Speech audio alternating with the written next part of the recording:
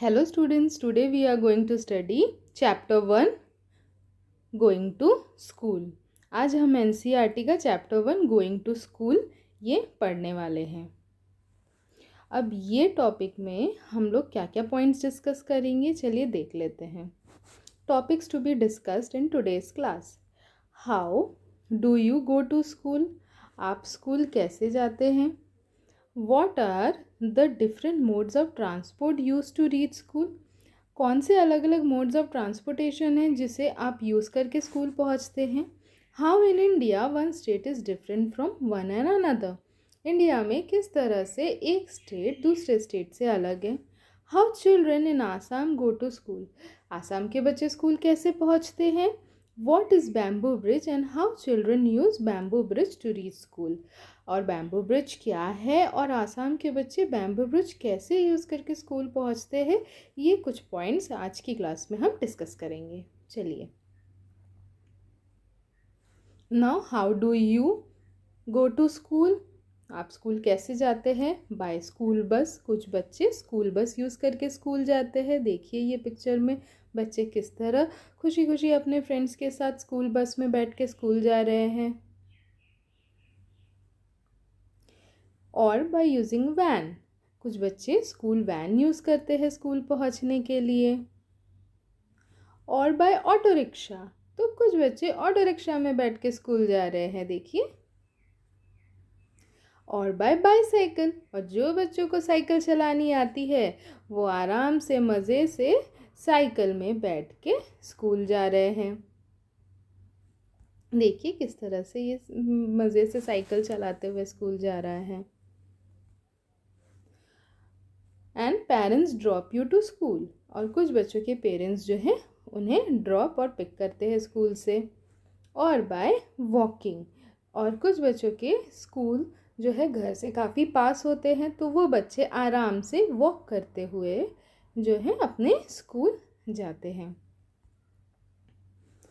Let's think and talk, चलिए कुछ इसी टॉपिक के ऊपर कुछ क्वेश्चंस हम लोग डिस्कस कर लेते हैं। What if any of the transportation facilities are not available, then how children will go to school? अभी जो हमने अलग अलग ट्रांसपोर्टेशन फैसिलिटीज़ देखी, जैसे कि बस, कार, वैन, बाईसाइकिल, बाइक, ये सब जो अलग अलग ट्रांसपोर्टेशन फैसिलिटीज़ देखी, अगर ये कुछ भी अवेलेबल ना हो तो आप स्कूल कैसे जाएंगे। What if your school is far away from home? और क्या हो अगर आपका स्कूल जो है आपके घर से काफ़ी दूर है, तब तो आप वॉक करके या साइकिल से भी नहीं जा पाएंगे अपने स्कूल, तो आप स्कूल कैसे पहुंचेंगे। What if a river, rocky mountain, jungle, desert, snow covered roads come in your path on the way to school, क्या हो अगर एक रिवर, रॉकी माउंटेन, जंगल, डेजर्ट या स्नो कवर्ड रोड्स आपके स्कूल आने जाने के रास्ते के बीच में आ जाए, तो इन दिक्कतों को क्रॉस करके आप स्कूल कैसे जाएंगे। Let us see how children from different states of our country reach school, चलिए देखते हैं कि बच्चे हमारे अलग अलग स्टेट से किस तरह से स्कूल पहुंच रहे हैं। ये रहा हमारा प्यारा Bharat. India is a country of diverse landforms with 28 states, each having different geographical condition। अब ये इंडिया का मैप है, हमारे कितने स्टेट्स है, 28 स्टेट्स है, और हर एक स्टेट जियोग्राफिकली दूसरे स्टेट से अलग है।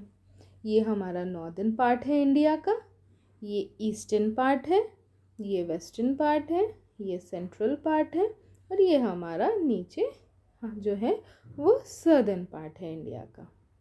चलिए देखते हैं कि जियोग्राफिकली कैसे एक दूसरे से अलग है। Northern part of India have snow capped mountains like Jammu Kashmir, Ladakh. ये जो नॉर्दर्न पार्ट है इंडिया का, यहाँ पे टेम्परेचर काफ़ी लो होता है और यहाँ काफ़ी ठंड पड़ती है, जिसके वजह से यहाँ क्या होता है, स्नोफॉल भी होता है और स्नो कैप्ड माउंटेन्स और स्नो कवर्ड रोड्स हम देख सकते हैं, क्योंकि यहाँ पे स्नोफॉल होता है। तो यहाँ हमें क्या याद रखना है, क्या ध्यान रखना है कि जो नॉर्दर्न पार्ट है वहाँ काफ़ी ठंड पड़ती है। Western part of India have sandy deserts like Rajasthan, तो वेस्टर्न पार्ट जो है इंडिया का, वहाँ पे क्या पाए जाते हैं? Sandy desert, like Rajasthan. और डेजर्ट है तो क्या होगा? वहाँ पे सैंड है और टेम्परेचर जो है वो काफ़ी हाई है, बहुत गर्मी होती है। Some parts of India receives heavy rainfall like Assam and Meghalaya. तो कुछ पार्ट है इंडिया का जो ईस्टर्न पार्ट है, like Assam, it receives heavy rainfall. तो ईस्टर्न पार्ट जो है इंडिया का, वहाँ पे क्या होता है? काफ़ी हैवी रेनफॉल होता है, like Assam and Meghalaya.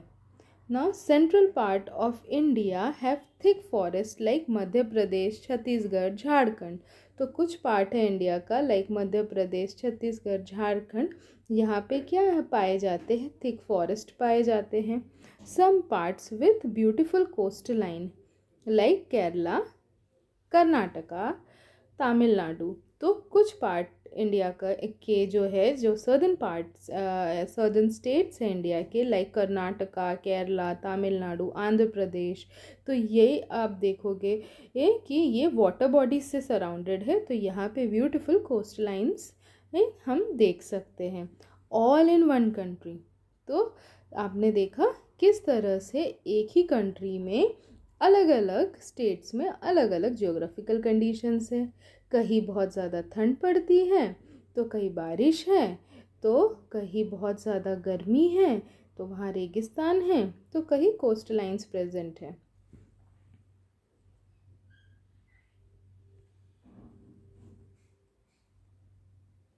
Let us meet some children of Assam and see how they reach school. सबसे पहले चलिए हम मिलते हैं आसाम के बच्चों से और देखते हैं किस तरह वो स्कूल जाते हैं। अभी हमने प्रीवियस स्लाइड में देखा आसाम। आसाम कहाँ है? ईस्टर्न पार्ट ऑफ इंडिया में। यहाँ ये रहा हमारा आसाम। यहाँ क्या होता है? हैवी रेनफॉल होता है। ये चीज़ आपको ध्यान रखनी है, ये आसाम में हैवी रेनफॉल होता है।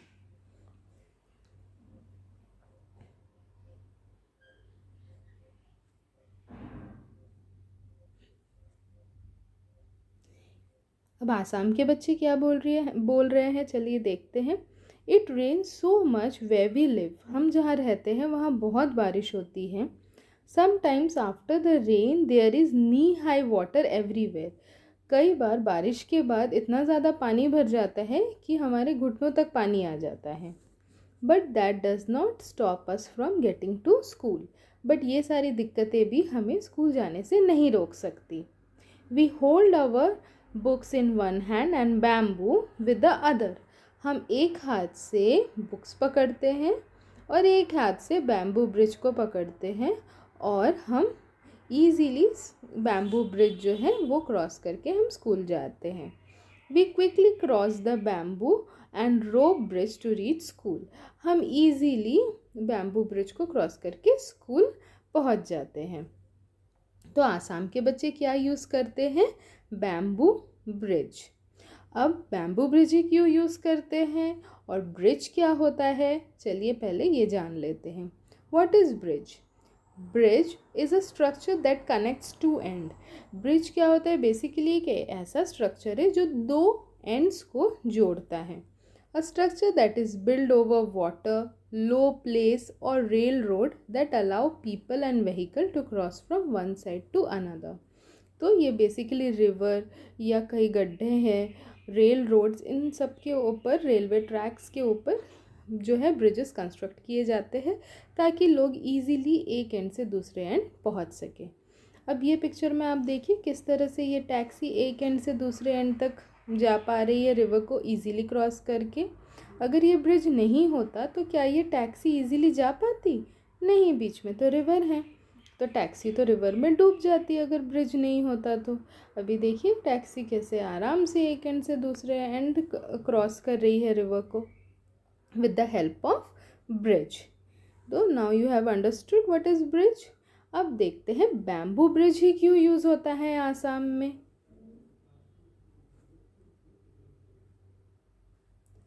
What is bamboo? सबसे पहले जान लेते हैं बैम्बू क्या है। Bamboo is a kind of grass with hard and hollow stem. अब ये पिक्चर में आप देखिए बैम्बू क्या है।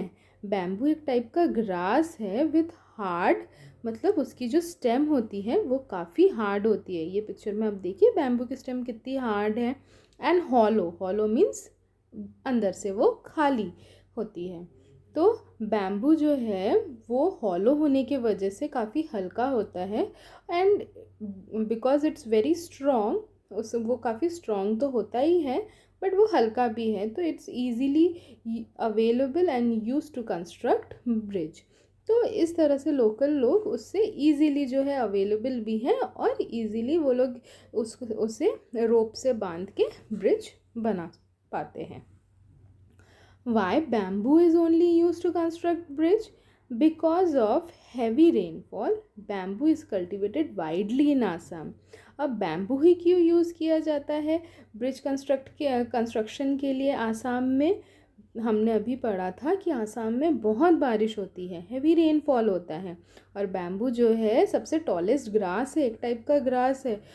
बहुत ज़्यादा बारिश होने की वजह से बैम्बू बहुत ज़्यादा ग्रो होता है आसाम में, तो वो इजीली अवेलेबल हो गया, and it's easily available to construct bridge. और इस तरह से वो इजीली अवेलेबल है ब्रिज के कंस्ट्रक्शन के लिए। देखिए किस तरह से बच्चे जो यहाँ पे पानी भर गया है, अब ये पानी बारिश का पानी जो ये गड्ढे में भर गया है, अब बच्चे एक एंड से दूसरे एंड कैसे पहुँच रहे हैं? With the help of bamboo bridge. एक हाथ से उन्होंने बुक्स पकड़ी है, एक हाथ से बैम्बू ब्रिज को पकड़ा है, और आराम से वो बैम्बू ब्रिज को क्रॉस कर लेते हैं। अब आसाम के बच्चे, क्योंकि बहुत कम एज से ही ये बैम्बू ब्रिज उन्हें क्रॉस करने की आदत है, तो वो बिना गिरे भी आराम से बैम्बू ब्रिज को क्रॉस कर लेते हैं। और इसे और अच्छे से समझने के लिए चलिए हम एक एक्टिविटी करते हैं। Collect some bricks, lay them on the ground in a line as shown in the picture. आप सबसे पहले कुछ ब्रिक्स लीजिए और उसे ग्राउंड पे ऐसे करके एक के पीछे एक as in a line you place them and form a bridge. एक ब्रिज के जैसे आप ऐसे प्लेस कर दीजिए एक लाइन में। Try walking on them, was it easy? आप उस पर वॉक करके देखिए, क्या ईजी है उस पर वॉक करना? Yes, it was easy to walk on them, क्योंकि जो वो ब्रिक है उसका ऊपर का सरफेस जो है वो फ्लैट है, और हम आराम से उसके ऊपर से जो वॉक करके जा सकते हैं, तो हमें वॉक करने में दिक्कत नहीं होगी। तो ये एक्टिविटी आप अपने फ्रेंड्स के साथ कर सकते हैं, आपको बहुत मज़ा आएगा। और एक एक्टिविटी आप क्या कर सकते हैं? Make a small bridge by tying 4 और 5 बैम्बू पोल्स टुगेदर। 4-5 बैम्बूज को लेके आप इस तरह से एक लोकली ब्रिज कंस्ट्रक्ट कर सकते हैं। Ask your teacher or your parents to help you. और ये कंस्ट्रक्शन के लिए आप अपने टीचर्स और अपने पेरेंट्स की भी हेल्प ले सकते हैं। Now walk on your bridge. और आपने जो ये लोकली ब्रिज कंस्ट्रक्ट किया है, आप उस पर चलने की कोशिश कीजिए, ठीक है? How do you feel? I am writing here my experience, you can write your own. मैं यहाँ अपने एक्सपीरियंसेस लिख रही हूँ, आप जो है अपने एक्सपीरियंसेस लिखिए। How do you feel? आपको कैसा फील होगा? I was scared as it was quite difficult to walk on this bridge.